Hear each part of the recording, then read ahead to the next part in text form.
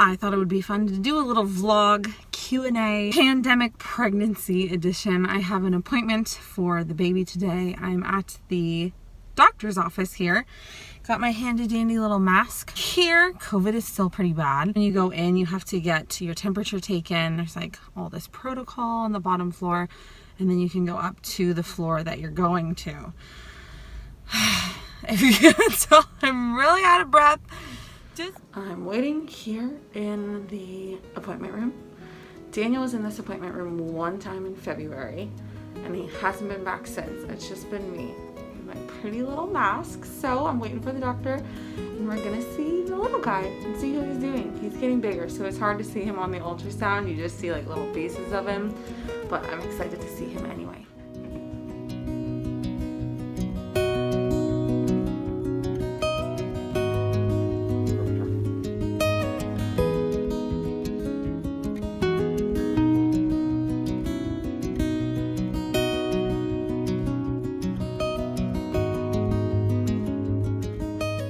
The baby looks great. He's always moving all over the place. The appointment was no exception, but he has enough fluid. He's strong. He's breech, which doesn't really matter at this point, but he's looking good. Now it's time for the Q&A part of the vlog. I asked you for your questions on Instagram, and I'm gonna try and just quick fire this and get through as many as possible. So here we go. Is a VBAC an option for you? Technically, yes. For me, it is not recommended. At my 28-week checkup with a specialist for my placenta previa, the doctor said his head was measuring 33 weeks. The people in my family just have really big heads, and at this point I've decided to have a scheduled, planned C-section. It will be much more predictable, and I'm really at peace with that decision. Have you narrowed down a potential name yet? No, but we're getting closer. We have not selected his name, but there are some that I actually have started to like and that we agree on, which is really, really good, because I was in despair for a little while there thinking, oh my gosh, there'll never be one that I really, really love. Did you ever get scared of giving birth? I never had fear about giving birth, especially with Zion.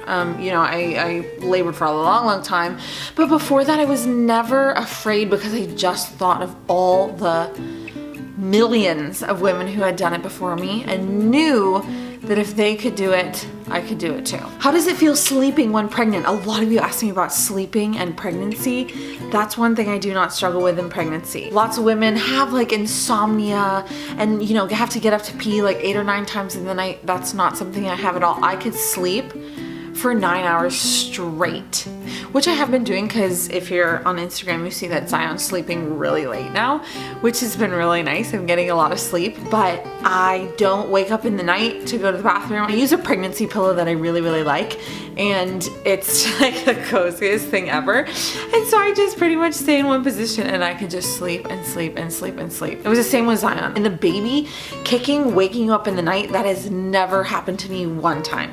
Some people say I was up between, you know, 1 and 2 in the morning, just the baby was going nuts. The baby is going nuts all the time. He's super active, but in the night his kicks never wake me up. Not sure why, but it is what it is. Do you get nervous as it gets closer to the due date? I'm more nervous as it gets closer to the due date thinking about managing 2 children at one time.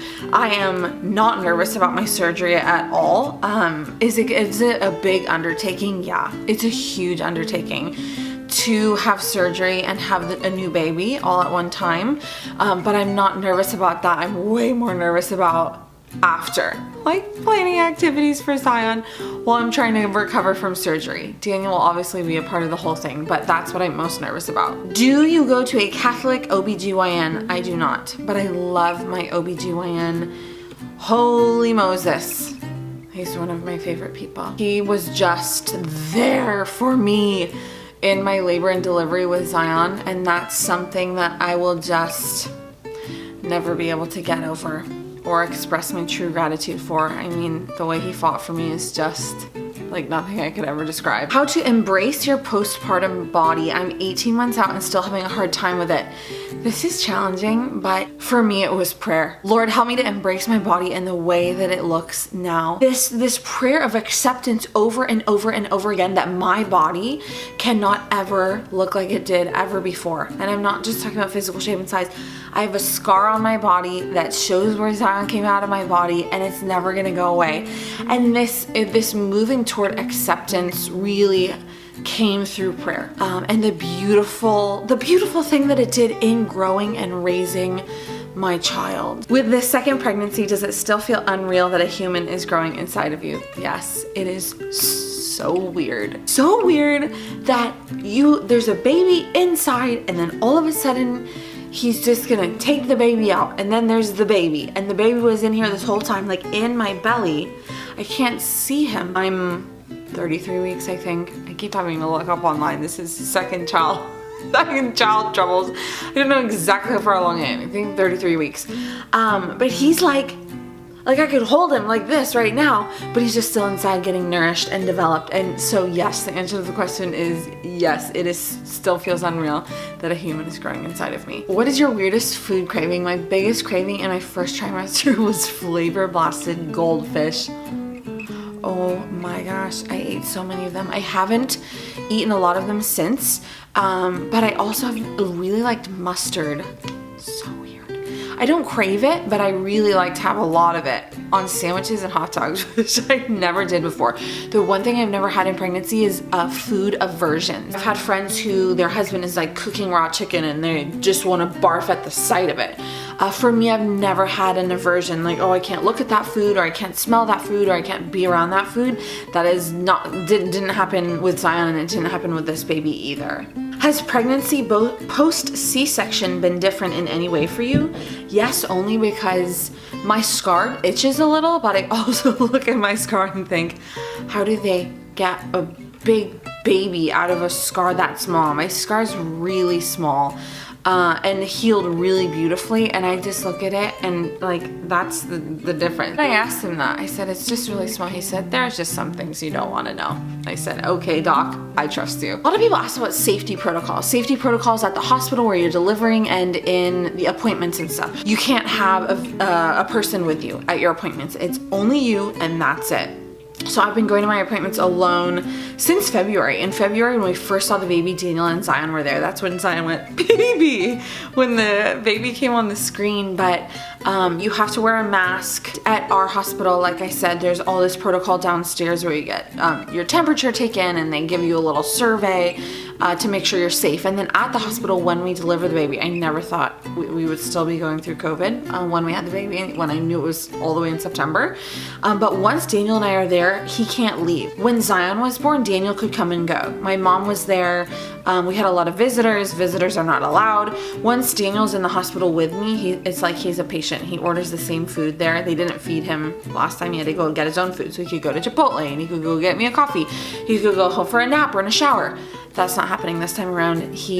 Once we check in, and we check out together, and both of us will have been there the whole entire time. I'll probably be doing lots of Instagram stories because I'll have not a lot of things to do with my time because the baby sleeps a lot and eats, and I'll just be sitting in a bed doing nothing.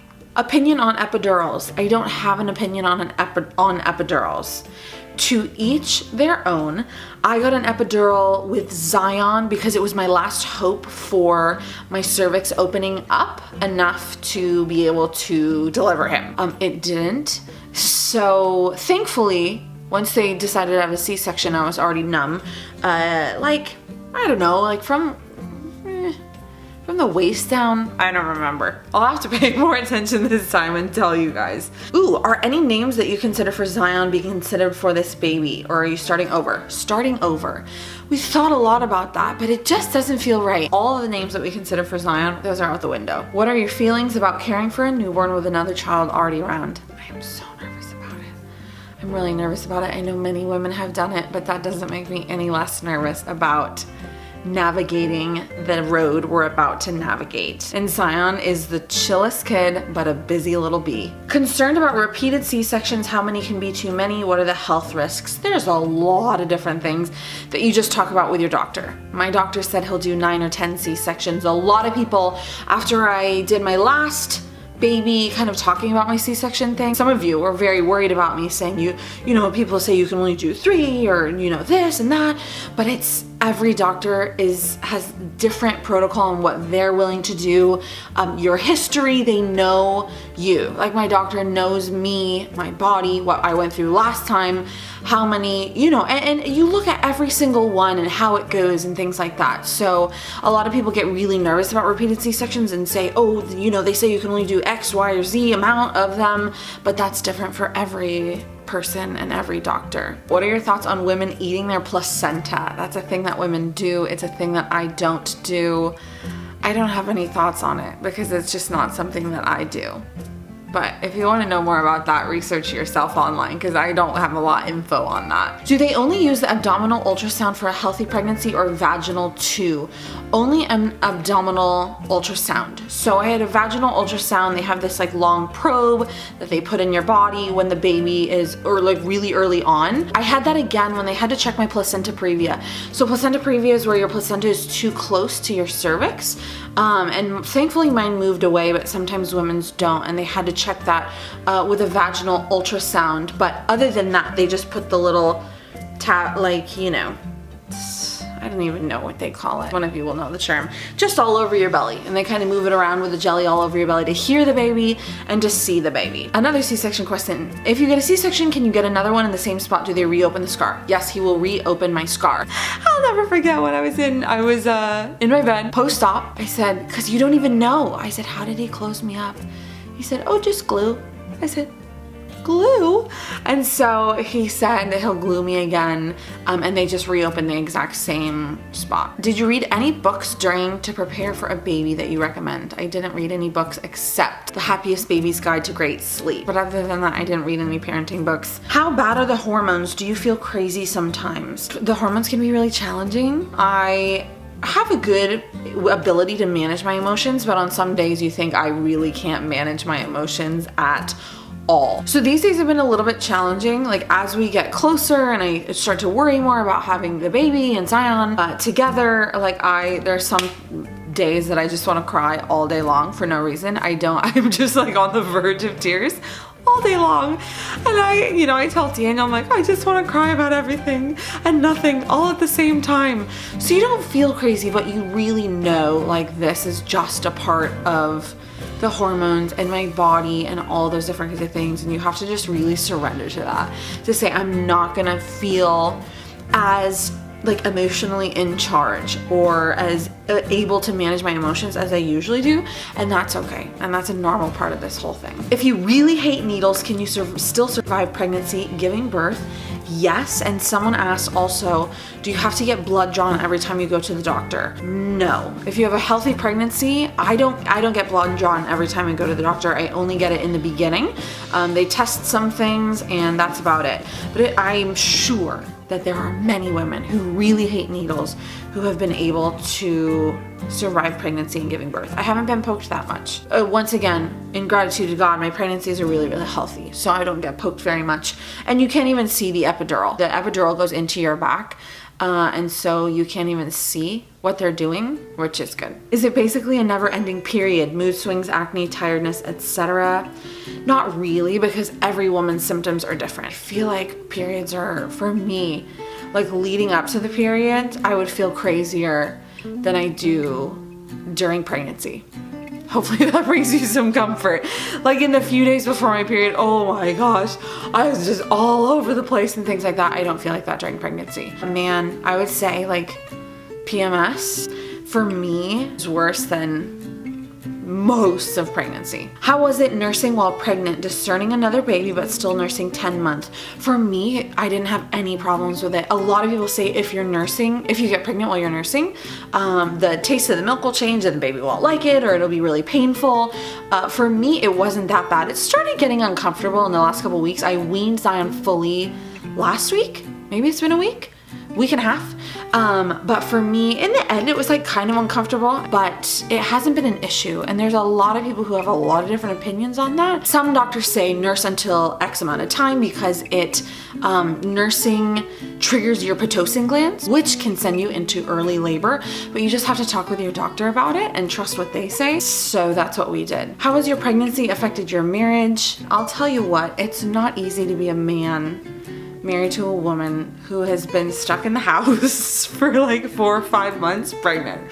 It hasn't been easy to be Daniel, and I've tried to be joyful and positive and cheerful, and in all things, he tries to be joyful and positive and cheerful, and I really think it just brings us closer, and I'm looking forward to going through the birth and the delivery and all those different kinds of things and those days after with Daniel again, because A, I won't be half as tired as I was last time, and I'll be able to pay attention, and I'll just have a better grasp on what's happening and what I want to pay attention to and what I want to enjoy about the whole thing and different things like that. So I'm looking forward to experiencing all of those things with Daniel. You go into the second time with different eyes, and I'm just looking forward to doing that with him again. And watching him hold his second son, him and all his boys. Do people treat you differently during pregnancy? And if so, how different? Yes, and it's one thing that I've really missed is that when I'm this pregnant, I mean, my belly's really big. I don't even feel like I'm showing you. You can see my pictures on Instagram, but my belly's really big. And I wrote a piece a while ago, a piece of writing, and I'll link it below,